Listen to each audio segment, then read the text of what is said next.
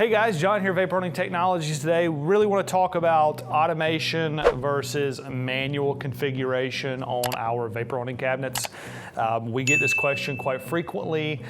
We also see a lot of boneheads in the world posting negative comments on automation, which is kind of silly when nobody wants to show up to work. So automation, number one, do your employees want to show up to work? If they don't, automate the process. Isn't that right? True story. Automation, let's get back on a serious note. If your employees don't want to show up to work, I'm being serious. If they don't want to show up to work, then you have to automate, right? If they are showing up, 50-50, you still want to automate because you can't get anything done with a manual machine. If you have good employees, which we have pretty good employees here, they keep showing up to work. So you could use a manual configuration. But in all seriousness, aside from the employee factor, which is going to be plaguing people for years to come now.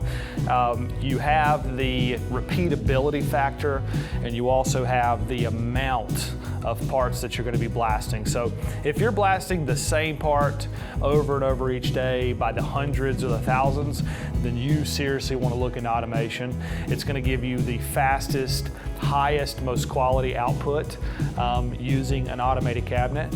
And we use a very awesome, simple, safe form of automation. We use collaborative robotics with a lot of the automation that we're doing today for customers.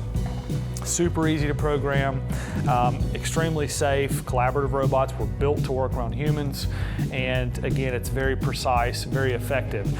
So if you have a lot of parts that you're blasting, you have the same part over and over and over, and you need repeatability, then you need to look for automation.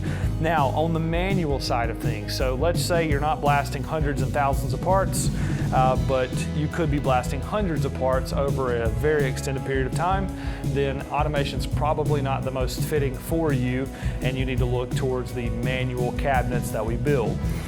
Now, some of the videos that we've shown in the past, we have been programming certain parts just to demonstrate how easy and how quick and how effective the automation process is. But for a machine shop doing cylinder heads or engine blocks here and there, automation doesn't really make sense for those kinds of people. That's where manual cabinets come in. They're just as fast, they're just as effective, and again, they're not doing thousands of parts. So that's the difference. That's when you want to make the judgment call, and you also have to look at your return on investment, which again is going to come back to the amount of parts that you're pumping out on a daily, weekly basis, and also the quality that you need to hold, because again, automation is going to provide you with consistent, stable quality of the output, and manual you might have some variations here to there just depending on who's using the cabinet.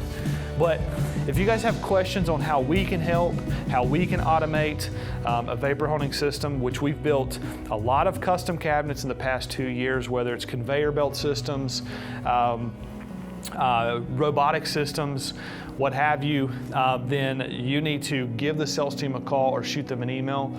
They're here and they're happy to help walk through that process with you. But as always, thanks for watching.